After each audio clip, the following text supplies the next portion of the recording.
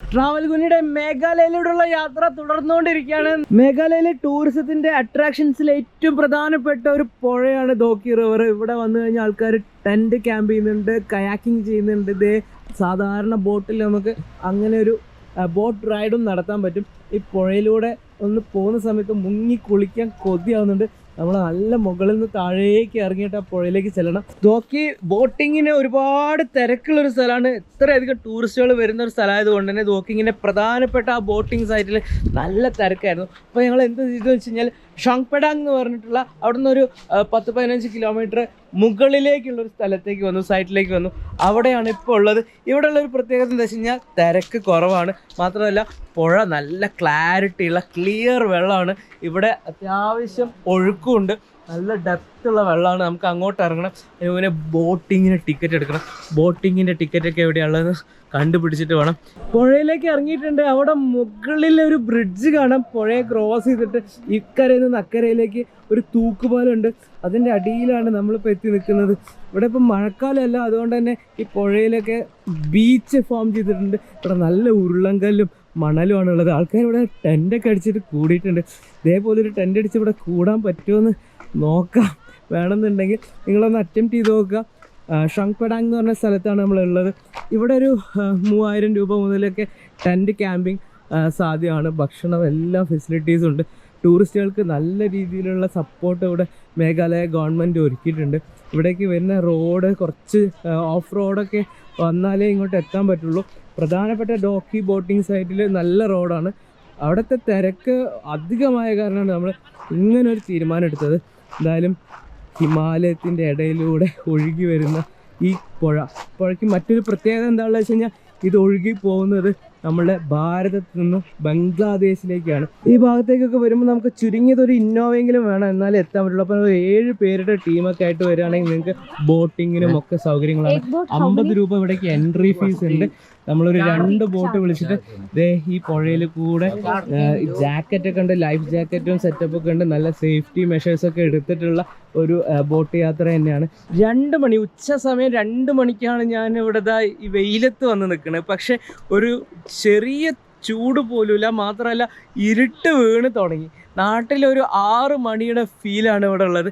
പെട്ടെന്ന് സൂര്യൻ എങ്ങോട്ടോ പോവുകയാണ് മൂപ്പര്. മാത്രമല്ല രാവിലെ നേരത്തെ വരും. ഏകദേശം സൂര്യാസ്തമയം സൺസെറ്റിൻ്റെ ഒക്കെ ഒരു ഫീല് കിട്ടി തുടങ്ങിയിട്ടുണ്ട്. വെളിച്ചം നന്നായിട്ട് പെട്ടെന്ന് കുറയുന്നുണ്ട്. അപ്പോൾ മേഘാലയ പോലുള്ള നോർത്ത് ഈസ്റ്റിലേക്കൊക്കെ യാത്ര ചെയ്യുന്ന ആൾക്കാർ എപ്പോഴും ശ്രദ്ധിക്കുക. ഇവിടെ നേരത്തെ കാര്യങ്ങൾ തുടങ്ങുകയും നേരത്തെ അവസാനിക്കുകയും ചെയ്യും. നമ്മളുടെ ആ ഭൂമിയുടെ ഒരു വട്ടം ഉണ്ടല്ലോ, നമ്മളൊരു ഇപ്പുറത്തേക്ക് കുറച്ച് ആ ജപ്പാൻ്റെ ഒക്കെ ഭാഗത്തേക്ക് കുറച്ച് വന്നു. ഇവിടെ ഏറ്റവും രസമുള്ള കാര്യം ഇവിടുത്തെ സ്ഥലപ്പേര്, ആൾക്കാരുടെ പേര്, ഇതൊന്നും നമുക്ക് വായ കൊണ്ട് പറയാൻ പോലും പറ്റില്ല. അത്രയും എന്താ പറയുക, ചൈനീസ് സ്ലാങ് അല്ലെങ്കിൽ ജപ്പാനീസ് ടൈപ്പുള്ള സ്ഥലപ്പേരുകൾ, വാക്കുകളൊക്കെയാണ്. അതൊന്നും ഓർത്ത് വെക്കാനും പറ്റില്ല, പറയാനും പറ്റില്ല. ഒരാളുടെ പേര് ചോദിച്ചു കഴിഞ്ഞാൽ അയാൾ പറയുന്ന പേര് പോലും മനസ്സിലാവണില്ല. ഇത് നമുക്ക് 1-2 ബോട്ട് സെറ്റപ്പ് ആക്കിയിട്ടുണ്ട്. ഇത് ലൈഫ് ജാക്കറ്റൊക്കെ ഇട്ടിട്ടാണ് നമ്മൾ പോകുന്നത്. എല്ലാവരും റെഡിയല്ലേ? ഉഷാറല്ലേ? നമ്മളൊരു ടീമായിട്ടാണ് പോകുന്നത്. ഈ ലൈഫ് ജാക്കറ്റ് ഉണ്ടെങ്കിൽ മാത്രമേ നമുക്ക് ഇതിൽ കടക്കാൻ പറ്റുള്ളൂ.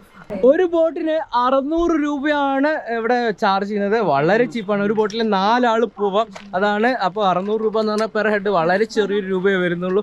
ഈ ബോട്ടിൽ നമുക്ക് കുറച്ച് ടൈം സ്പെൻഡ് ചെയ്യാം. ഇതിലേ ഇങ്ങനെ പോവാം. നിങ്ങൾക്ക് നീന്തണമെങ്കിൽ നീന്താം. അങ്ങനെ ഒരുപാട് ഓപ്ഷൻസ് ഉണ്ട്. അപ്പോൾ ലൈഫ് ജാക്കറ്റ് ഇടട്ടെ, എന്നിട്ടാണ് ബോട്ടിലേക്ക് കയറാൻ പറ്റും. എനിക്കും കിട്ടി ഒരു ജാക്കറ്റ്. നല്ല ഗുമ്മുണ്ട്. ഇതിട്ടപ്പോൾ നമ്മളെന്തോ വലിയ കാര്യമായിട്ടുള്ള ഒരു എക്സിക്യൂട്ടീവ് ആയിട്ടുള്ള ഒരു പരിപാടിക്ക് പോകാൻ പോലെ ഒരു അഡ്വഞ്ചർ പരിപാടി ഏറ്റെടുത്ത മാതിരി ഉണ്ട്. ഇതൊക്കെ ഇട്ടാൽ നിങ്ങൾക്ക് നീന്താൻ അറിഞ്ഞാലും ശരി അല്ലെങ്കിലും ശരി ഇങ്ങനെ ഒരു ജാക്കറ്റ് ഇട്ടിട്ടേ ഈ ബോട്ടിൽ ഇവർ കയറ്റുള്ളൂ. അതൊക്കെ ശരിക്കും ഒരു സേഫ്റ്റി മെഷറാണ്. ഒരു ടൂറിസ്റ്റ് വില്ലേജിൽ ശരിക്കും പറയുകയാണെങ്കിൽ നിർബന്ധമായിട്ടും ആവശ്യമുള്ള കുറച്ച് കാര്യങ്ങളാണ്. നമ്മൾ പോകാൻ പോകുന്ന ബോട്ട് എന്ന് പറഞ്ഞു കഴിഞ്ഞാൽ മരം കൊണ്ട് ഉണ്ടാക്കിയ സിമ്പിളായിട്ടുള്ളൊരു ബോട്ടാണ്. 600 രൂപയ്ക്ക് നമുക്ക് കിട്ടിയ ബോട്ട് കാണിച്ചു തരാം കേട്ടോ. നോക്കിയേ, തുഴയാൻ ആളുണ്ട്. നമ്മൾ തുഴയൊന്നും വേണ്ട. നല്ല രീതിയിൽ കളർഫുൾ ആയിട്ടുള്ള ബോട്ടാണ്. ഏതാ മഞ്ഞ പച്ച ഏതാ നമ്മൾ എടുക്കുന്നത്? ആ ചുവപ്പ് ബോട്ടിൽ പോവാ. നടക്കൂ വിനയേട്ടാ, സെറ്റല്ലേ? നമുക്ക് പോകാനുള്ള ബോട്ട് വന്നിട്ടുണ്ട്. ഈ ബോട്ടിലാണ് നമ്മൾ പോകുന്നത്. നല്ല രീതിയിൽ മഞ്ഞ പച്ച ചുവപ്പ് പെയിന്റ് ഒക്കെ അടിച്ച് തോണിക്കാരൻ വന്നിട്ടുണ്ട്. ബോട്ട് തോണി തന്നെയാണ്, നമ്മളെ നാട്ടിലെ തോണീൻ്റെ അതേ സെറ്റപ്പാണ്. നമുക്കിതിൽ കയറിയിട്ട് തുഴഞ്ഞു പോകാം. ലൈഫ് ജാക്കറ്റ് ഒക്കെ ഇട്ടിട്ടുണ്ട്. അതുകൊണ്ട് സേഫാണ്, പേടിക്കാനൊന്നുമില്ല. നമുക്കിവിടെ കടവൊന്നുമില്ല. നമ്മൾ ഈ ഉരുളൻകല്ലിൻ്റെ മുകളിൽ കൂടെയൊക്കെ ചവിട്ടി നടന്നിട്ട് വേണം ഈ തോണിയിലേക്ക് കയറാൻ. അതേ തോണിയിലേക്ക് കാലെടുത്ത് വെക്കുകയാണ്. യെസ്, തോണി കയറി. ഇതാണ് ഈ ചേട്ടനാണ് നമ്മളെ തുഴഞ്ഞ് കൊണ്ടുപോകാൻ പോകുന്നത്. ധോക്കി പുഴയിലൂടെയുള്ള നമ്മളുടെ തോണി യാത്ര തുടങ്ങുകയാണ്. ഈ ഭാഗത്തേക്ക് പോയി കഴിഞ്ഞാൽ നമ്മൾ ബംഗ്ലാദേശിലെത്തും. അപ്പോൾ നമ്മൾ അങ്ങോട്ട് പോകേണ്ട, നമുക്ക് ഇന്ത്യയിലൂടെ മാത്രം തുഴഞ്ഞാൽ മതി. ശ്രദ്ധിച്ച് പോകണം. ഒഴുക്കിൽ പെട്ട് കഴിഞ്ഞാൽ നേരെ പോയിട്ട് ബംഗ്ലാദേശിൽ പെടും. ശ്രദ്ധിക്കണം. തോണിക്കാരൻ സ്ഥിരം പോകുന്ന ആളായതുകൊണ്ട് കുഴപ്പമില്ല, അതൊക്കെ അറിയണ്ടാവും. ഈ പുഴയുടെ അടിവശം നിങ്ങൾക്ക് വ്യക്തമായി കാണാൻ പറ്റുന്നുണ്ട്. അതാണ് ഈ പുഴയുടെ ഹൈലൈറ്റ്. നമ്മൾ പുറമേ നിന്നൊരു ഫോട്ടോ എടുത്തു കഴിഞ്ഞാൽ ശരിക്കും നമ്മൾ ആകാശത്ത് നിൽക്കുകയാണെന്ന് തോന്നലുണ്ടാവും. വല്ലാത്തൊരു ശാന്തതയാണ് ഈ തോണിയാത്രയിൽ നമ്മൾ അനുഭവിച്ചുകൊണ്ടിരിക്കുന്നത്. ഈ വെള്ളം ഇങ്ങനെ അനങ്ങുന്ന ശബ്ദം, ആ തുഴ ഇങ്ങനെ വീഴുന്ന ശബ്ദം, ആ വെള്ളത്തിനെ ഇങ്ങനെ മുറിച്ച് നമ്മൾ പോയിക്കൊണ്ടിരിക്കുകയാണ്. ചുറ്റുപാടും നല്ല അസല് കാടാട്ടോ, ഒരു രക്ഷയില്ലാത്ത കറുത്ത ഇരുണ്ട കാട്.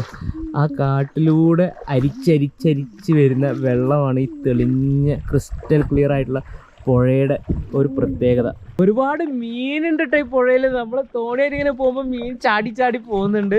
എന്തായാലും നല്ല ക്ലീൻ ആയിട്ടുള്ള വെള്ളമാണ്. ഇവിടെ ആൾക്കാർ മീൻ പിടിക്കാനായിട്ട് ഒരുപാട് സംവിധാനങ്ങൾ ഒരുക്കിയിട്ടുണ്ട്. വല, അതേപോലെ കൊട്ടയൊക്കെ വെച്ചിട്ടുണ്ട്. ഇതാ മീന് പിടിക്കാനുള്ള സെറ്റപ്പാണ്. ഇതാ ആ ഒരു മുള കൊണ്ടുണ്ടാക്കിയ കൊട്ട നിങ്ങൾ കണ്ടു നോക്കിയേ. മീൻ പിടിക്കാനുള്ള ഓരോരോ പരിപാടികളാണ്. എങ്ങനെയാണെങ്കിലും മീൻ പിടിക്കാമെന്നെങ്കിൽ മനസ്സിലായില്ല. പിടിച്ച മീനിനെ ചാടിപ്പോകാൻ വേണ്ടി സൂക്ഷിച്ച് വെക്കണം. ചൂണ്ടക്കാരുടെ ഒരു സാധനമാണ് തോന്നുന്നുണ്ടാവും. കൊട്ടയാണ്, മുള കൊണ്ട് ഉണ്ടാക്കിയിട്ടുള്ള കൊട്ടയാണ്. നോക്കിയാൽ ആ വലിയ കല്ലൊക്കെ അതിൻ്റെ സൈഡിൽ കൂടെയാണ് നമ്മൾ പോയിക്കൊണ്ടിരിക്കുന്നത്. മുള കൊണ്ട് ഉണ്ടാക്കിയിട്ടുള്ളതും അല്ലാതെയൊക്കെ ആയിട്ടുള്ള ചൂണ്ടലുകൾ ഇര കൊളുത്തി ഇവിടെ കൊത്തിയിട്ടിട്ടുണ്ട്. ഇത് ഏതൊക്കെ മീൻ കൊത്തിയിട്ടുണ്ട് തോന്നുന്നുണ്ട്. താഴേക്ക് നമ്മൾ പോകുന്നതിൻ്റെ താഴെ കൂടെ മീൻപിടുത്തത്തിൻ്റെ വലയൊക്കെ കാണാം. അതേ താഴെ നിങ്ങൾക്ക് നോക്കിയാൽ കാണാം.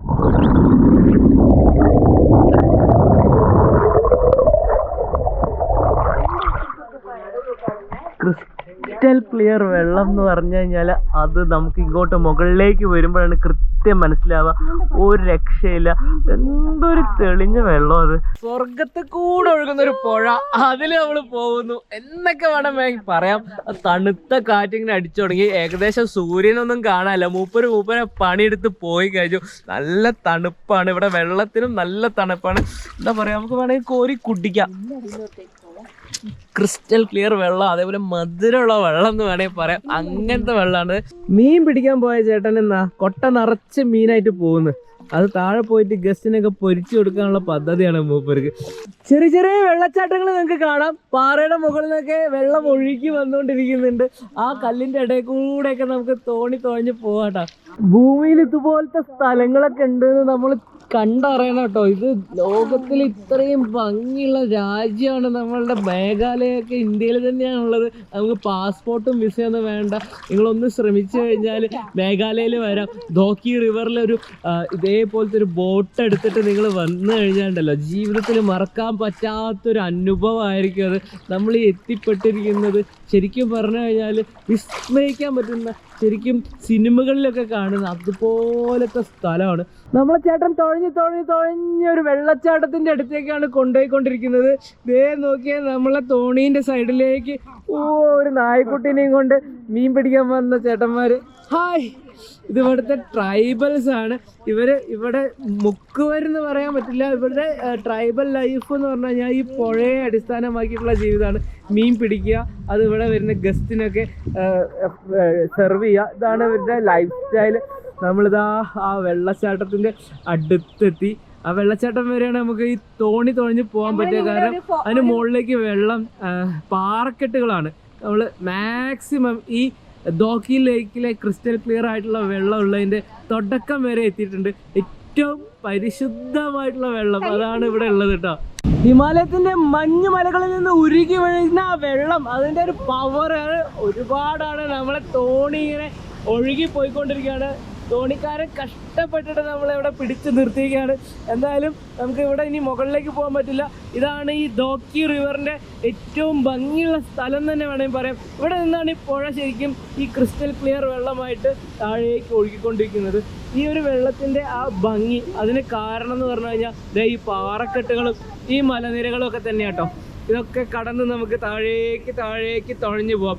നിങ്ങൾക്ക് തോണിയിൽ പോകുന്ന ഒരു തോന്നലുണ്ടാവില്ല, ആകാശത്ത് കൂടെ പറന്ന് നടക്കുന്നതാണെന്ന് വേണമെങ്കിൽ തെറ്റിദ്ധരിക്കാം. കാരണം അതിൻ്റെ അടിവശം വരെ കാണുന്നുണ്ട്. ക്യാമറയിൽ എത്രത്തോളം വ്യക്തമാണെന്ന് മനസ്സിലാവില്ല. എന്തായാലും എനിക്ക് നേരിട്ട് കാണുന്ന സമയത്ത് അവർ വെള്ളത്തിലാണ് എന്നുള്ളൊരു ഫീല് അവനെ ആ തുഴയുന്നതുകൊണ്ട് മാത്രമാണുള്ളത്.